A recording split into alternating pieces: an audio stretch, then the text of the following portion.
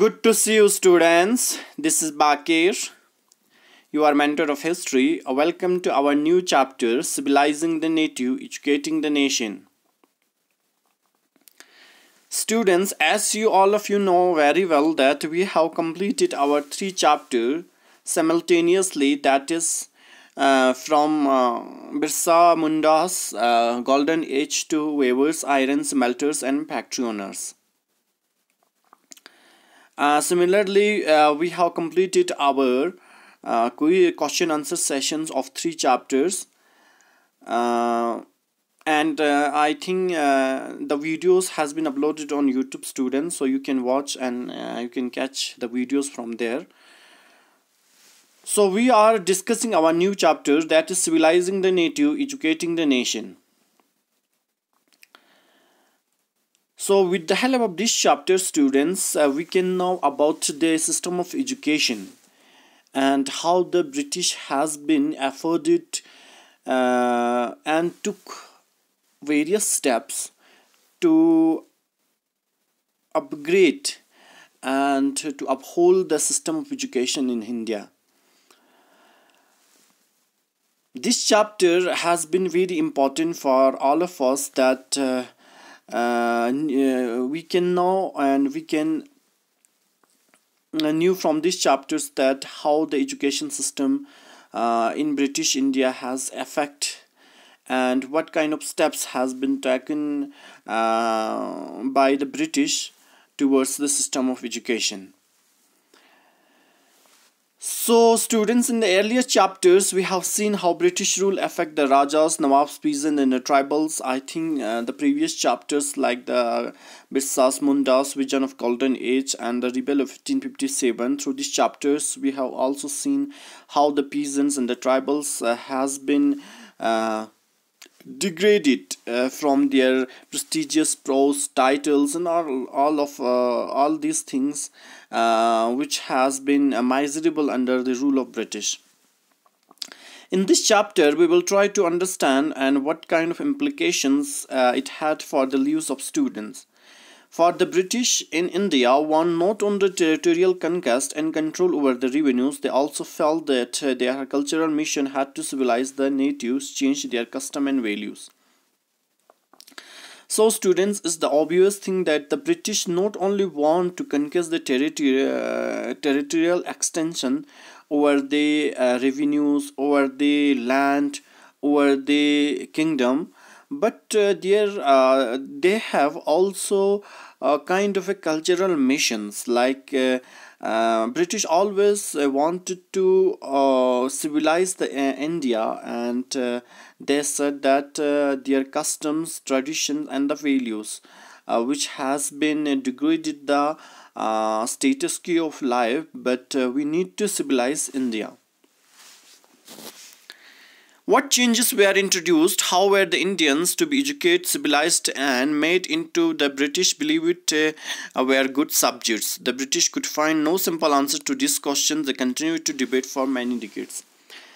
So students, आज अगर हम देखें तो बहुत सारे चेंजेस ब्रिटिश के द्वारा इंट्रोड्यूस किया गया कि किस तरह से इंडियंस को एजुकेट किया गया, सिविलाइज्ड बना दिया गया. And British always used to be believe in the good subjects कि हम बहुत अच्छे लोग हैं और जो इंडिया के लोग हैं they are uncivilized people, और we need to change their values, we need to change their customs and we have the cultural missions. और इसी चीज़ों का जो एक आंसर्स था, we have continue with debate for many decades, क्योंकि आज भी हमें आज अच्छे से एक आंसर्स नहीं मिल पाते हैं कि ब्रिटिश ने क्या इंडिया को सिविलाइज्ड बना दिया. तो इसका सही आंसर आज भी हमारे पास नहीं है. नेक्स्ट है हाउ द ब्रिटिश सा एजुकेशन. ब्रिटिश ने एजुकेशन को किस नज़रिए से देखा.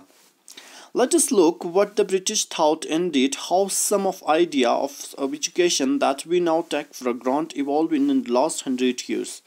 In the process of this inquiry, we will also see how Indians react to the British ideas and how they develop their own views about how Indians were to be educated.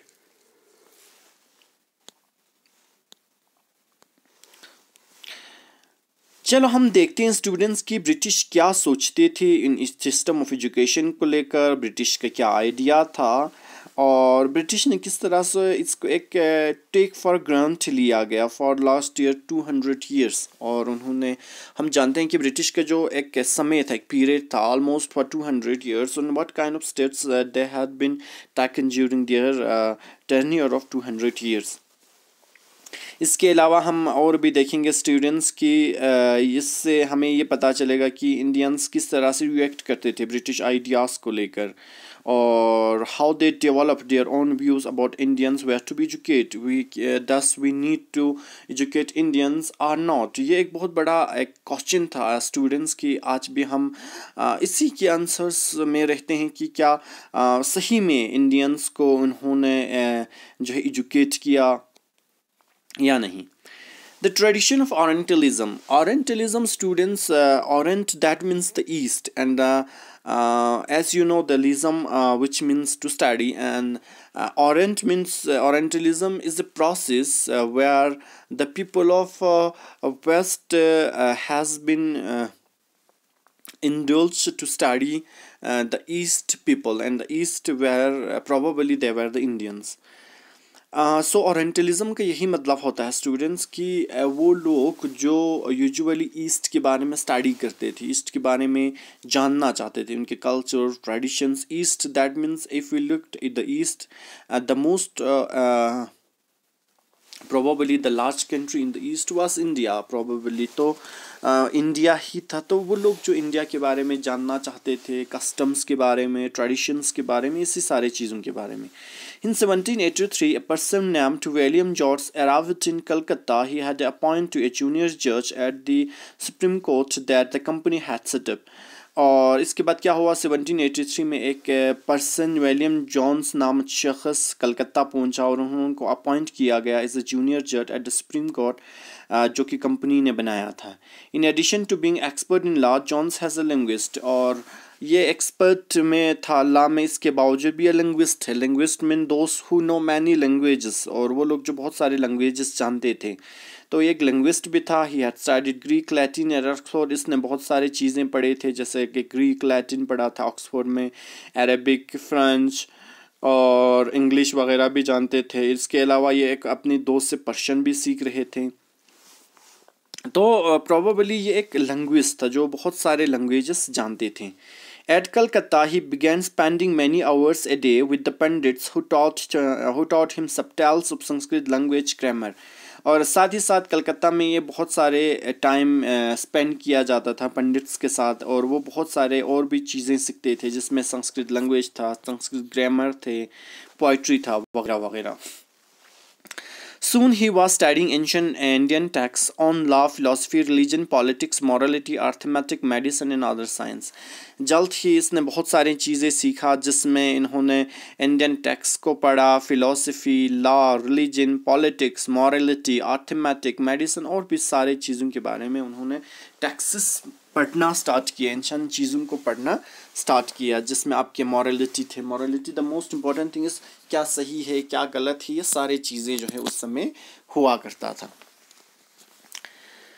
Johns discovered that the interests were shared by many British officials living in Calcutta at that time. Englishmen like Henry Thomas, Colebrook, Nathaniel Hallett were also busy in discovering the ancient Indian heritage, mastering Indian language, translate Sanskrit, Persian works into English. Together with them, John set up Ascetic Society of Bengal and started a journal called Ascetic Research. तो Johns को बहुत ज़्यादा interest था, साथ ही साथ और भी बहुत सारे लोग थे जो इस चीज़ में बहुत ज़्यादा इंटरेस्ट रखता था, लाइक आपके कॉलब्रुक थे, नेथल हेलेट था, ये भी कहीं ना कहीं इंडियन टेक्स्ट को डिस्कवर करना चाहते थे, और भी बहुत सारी चीज़ों लैंग्वेज में ये भी मास्टरी था, और बहुत सारे संस्कृत को, पर्शियन को, वर्क को उस समय उन्होंने ट्रांसलेट किया इंग्लिश में। साथ ही साथ जॉन्स के साथ साथ ये तीन मिला के उन्होंने सबसे पहले एक सोसाइटी बनाया, that is Asiatic Society of Bengal, और साथ ही साथ एक जर्नल भी उन्होंने स्टार्ट की, that is aesthetic research. So students, मैं आज का लेक्चर यहीं पे रख देता हूँ। अगर आपको कोई भी क्वेरीज, कोई भी डाउट हो तो आप किसी भी माध्यम से हमसे जोड़ सकते हैं, अपनी क्वेरीज बिल्कुल हमें बता सकते हैं। So students, thank you so much. Had a good day.